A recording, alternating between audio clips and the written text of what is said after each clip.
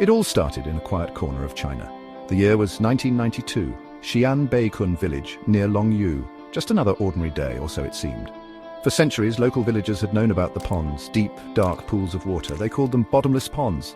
Kids were told to stay away. Legends whispered of their depths. But nobody truly knew what lay beneath the still murky surfaces. These weren't just any ponds, they were something more, something truly extraordinary. One villager, Wu and I, got curious, really curious. He wondered, what if these ponds weren't natural? What if they held a secret? He rallied others. Let's pump one dry, he suggested. Let's see what's actually down there. It was a bold idea, a gamble. They gathered the equipment. Hoses were lowered into the dark water. The pumps roared to life. Slowly, painstakingly, the water level began to drop. Inch by inch, day after day, what would they find? Mud, rocks, or something else entirely? The anticipation must have been electrifying. After 17 long days of pumping, the water was gone from the first pond. The villagers peered over the edge. They couldn't believe their eyes. This wasn't a pond bottom. This was something else, something impossible.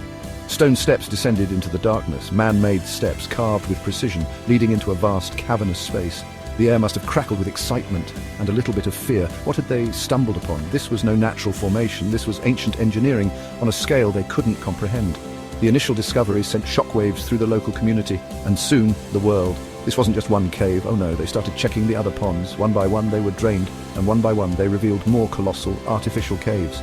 24 have been found so far, each one a testament to an incredible lost feat of human endeavor, hidden in plain sight. For how long? Centuries? Millennia?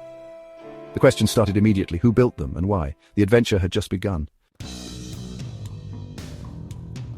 Stepping into the Longyou caves is like stepping into another world. These are not small, cramped spaces. We're talking enormous, gigantic. Each cave averages over 1,000 square meters in area, with ceilings soaring up to 30 meters high. Think about that, 30 meters. That's like a 10-story building, underground, carved out of solid siltstone. The scale is simply breathtaking. It makes you feel small, humbled by the sheer audacity of its creators.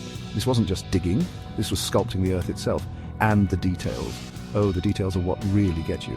The walls and ceilings aren't rough, they're not haphazardly hewn. They are covered, absolutely covered in parallel chisel marks, uniform lines running at a consistent angle, almost like a pattern, a signature of the builders. Every single surface, from floor to ceiling. Imagine the work involved, the patience, the precision.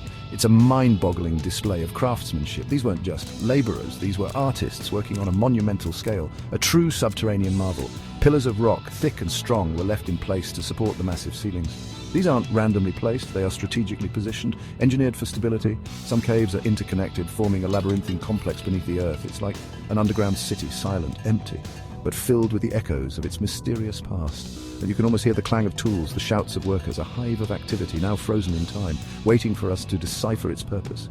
It's an archaeologist's dream and a historian's nightmare. But here's the kicker, the truly baffling part. Despite this colossal undertaking excavating nearly 1 million cubic meters of rock, there are no historical records, none, zero, no mention in ancient texts, no local legends that accurately describe their construction. It's as if they were built by ghosts. How do you hide a project of this magnitude? How does it simply vanish from history? This absence of information is perhaps the biggest mystery of all. It's a void that screams for answers, a historical black hole.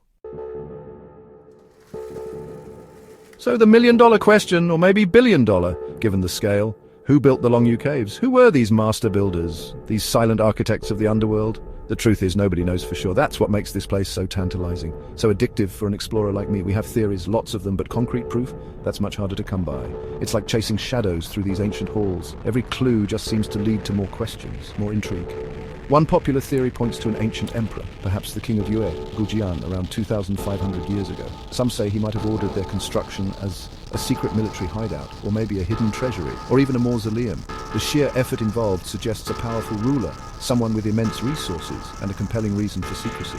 But if it was an imperial project, why no grand inscriptions, no boasts of its creation? Emperors usually love to leave their mark, loudly. The silence is deafening.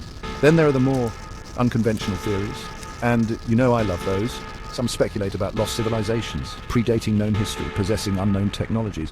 Could these caves be evidence of a forgotten chapter in human history? The precision is almost too perfect, the scale too grand. Others even whisper about extraterrestrial help. I know, it sounds out there.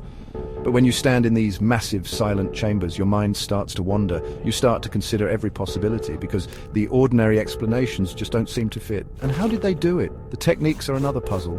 They removed an estimated 900,000 cubic meters of rock. How did they transport it? Where did it go? There are no massive spoil heaps nearby, no obvious quarries. What tools did they use to leave those uniform chisel marks, bronze tools, iron? The rock is relatively soft, but the sheer volume is staggering. And how did they work in the darkness? Torches would leave soot, but the cave walls are surprisingly clean. It's a masterclass in ancient engineering and a masterclass in keeping secrets. Decades have passed since Wu and I first pumped that pond dry. And what have we learned? We've learned the caves are real. They are magnificent. They are undeniably man-made. But beyond that, the big questions remain, stubbornly unanswered. Each discovery, each survey seems to peel back one layer of mystery, only to reveal another, even more perplexing one beneath. It's a historical enigma wrapped in a geological puzzle. And it continues to fascinate scientists, historians, and adventurers alike. The allure is undeniable.